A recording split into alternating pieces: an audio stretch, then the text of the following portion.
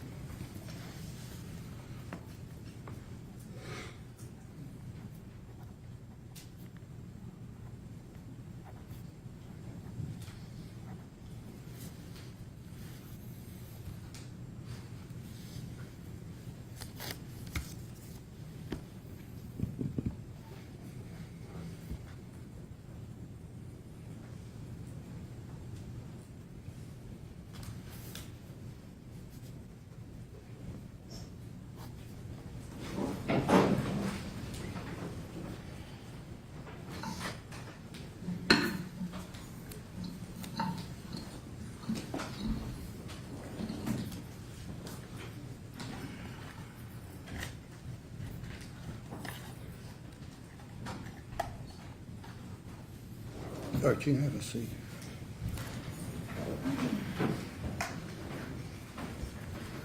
All right, ladies and gentlemen of the jury, the court just, and I say this just to reference to you by numbers. We start down at the far right and run down this way, 1 through 6, upper right, 7 through 12. So, Miss Juror number 7, you are the foreperson? And the jury's arrived at a unanimous verdict? Yes, sir. All right, if you would, please, ma'am, stand and announce that verdict on behalf of the jury. We, the jury, find the defendant Bla1 Allen Taylor for count 1, guilty of second-degree murder. For count 2, guilty of first-degree premeditated murder. For count 3, guilty of first-degree felony murder during the commission of a felony. For count 4, guilty of first-degree felony murder during the commission of a felony. All right, if you'll turn that document in, please, ma'am.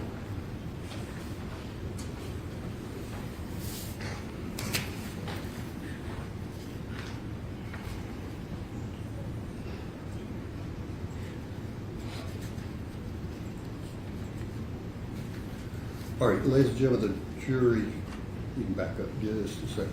Ladies and gentlemen of the jury, you've heard your foreperson, juror number 7, announce your verdict in this particular case, that you found Mr. Taylor guilty of, in count 1, second-degree murder, in count 2, first-degree premeditated murder, in counts 3 and 4, felony murder during the commission of a first-degree murder.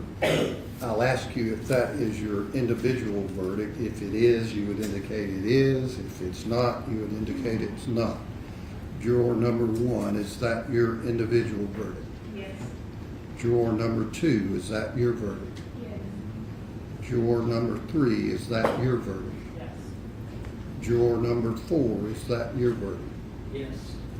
Juror number 5, is that your verdict? Yes. Juror number 6, is that your verdict? Yes. Juror number 7, the foreperson, is that your verdict? Yes. Juror number 8, is that your verdict? Yes. Juror number 9, is that your individual verdict? Yes.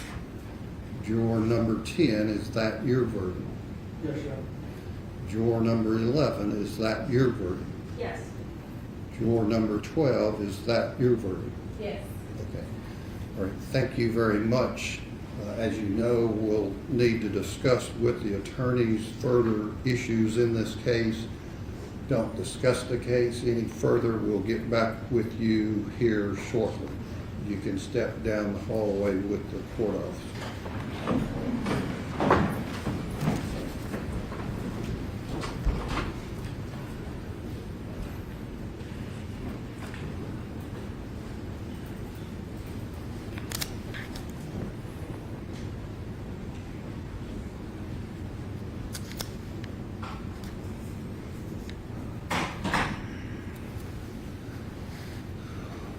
All Mr. Taylor, you've heard the verdict of the jury in count one.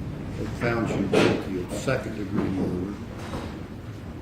That verdict, as well as the other counts, guilty in count two of first-degree murder, counts 3 and 4, first-degree felony murder, will become the judgment of the court.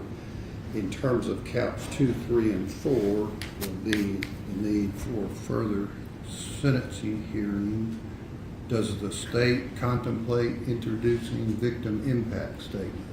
Yes, Your Honor, upon the court finding that by the jury's verdict that we would be entitled to do that. Okay. We'll take just probably a 15-minute break and let everyone settle down in terms of the initial verdict. Come back and hear that proposed testimony under State versus Nesbitt, and then see Mr. Brand, Ms. Hollins, Mr. Joyner, what mitigating factors you want to submit or find that's necessary to submit to the jury. So, The state's position is that Nesbitt only applies in death penalty cases. what, As far what I'm as talking doing- about as far as victim impact 403 analysis. Under Nesbitt, if it's life without parole, there is a submit no analysis. So you That can, is, there's no dry run unless it is a death penalty case. you can just have whatever that may be overly prejudicial. No, it will be victim impact under pain. Okay. And does Mr. Brand, Ms. Hollins, you have prepared proposed mitigating circumstances? Yes, Your Honor, I think there are mitigating circumstances, mitigating factors we would argue to the jury. Okay, all right, if you'll get those, I think we need a minute probably. okay, like I said, we'll take a short break, but let me ask the state this. There are cases with, obviously with the finding in count one, that wouldn't be considered by the jury, but there's also, I think it's Hargis versus State, that does apply to any felony murders, that your notice that you submitted, the felony murder portion, I think it's your number 2, wouldn't apply in counts 3 and 4. Disagree, Your Honor, because it is Middlebrooks. It is not a Middlebrooks situation. It is within the legislation that amended the statute post-Middlebrooks, so that is something the state submits the jury can consider in a felony murder sentencing, That an aggravating factor is the felony murder. which is based upon that aggravating circumstance, which is above and beyond just the definition of felony murder. What do you mean by that? Well, that the jury would have to find the aggravating circumstance that, again, that it is not a Middlebrooks situation, so that state's position is the jury can consider that as an aggravating circumstance. That was the whole issue in Middlebrooks. But there's some that would only apply to certain counts. Yes, Your Honor, the age of the victim, certainly. Right. All right, we'll take 15 minutes and then come back and hear from the defense in terms of mitigation.